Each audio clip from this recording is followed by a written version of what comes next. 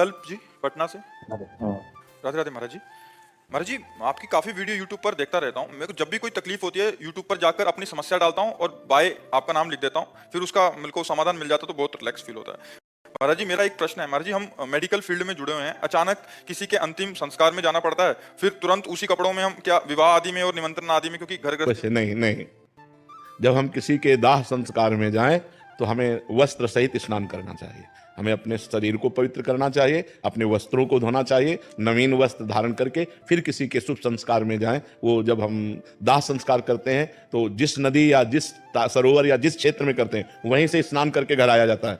हमारे यहाँ की पद्धति थी कि सचल स्नान करके जिस स्थिति में गए उसी स्थिति में स्नान करके भीगे हुए कपड़ों से घर आते थे, घर सूखे हुए कपड़ों से नहीं आते थे। यदि हमारे पास वस्त्र हैं तो हमको पवित्र वस्त्र धारण करके शुभ कार्यों में जाना चाहिए, ना कि शव यात्रा वालों को। शव यात्रा करने से हमारा शरीर और ये वस्त्र आदि अपवित्र हो जाते हैं, इनको पवित्र करना चाहिए।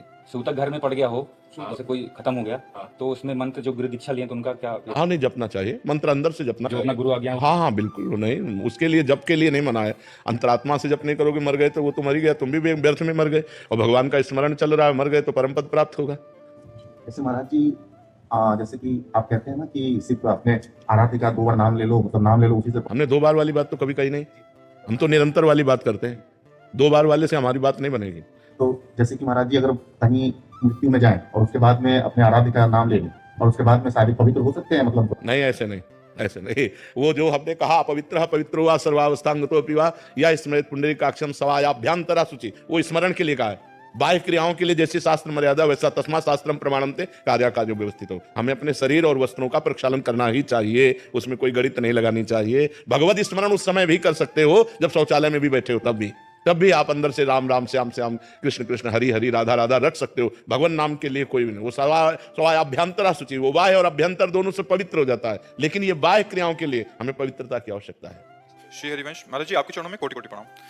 महाराज जी, मैंने वृंदावन में राधा वल्लभ लाल जी के सामने प्रण लिया था और उनको वचन दिया था कि आज के बाद कोई गलत चित्र नहीं देखूंगा वीडियो में। नहीं लेना चाहिए, प्रण नहीं लेना चाहिए। महीने सही लगा पर टूट गया हमारा। नहीं, प्रण नहीं लेना चाहिए, प्रार्थना करनी चाहिए। और नियम हम ऐसा प्रभु करना चाहते हैं कि मैं ना देखूं, पर बल आपका, प्रण मेरा नहीं, कसम मैं नहीं खा सकता। ये ध्यान रखो सब लोग।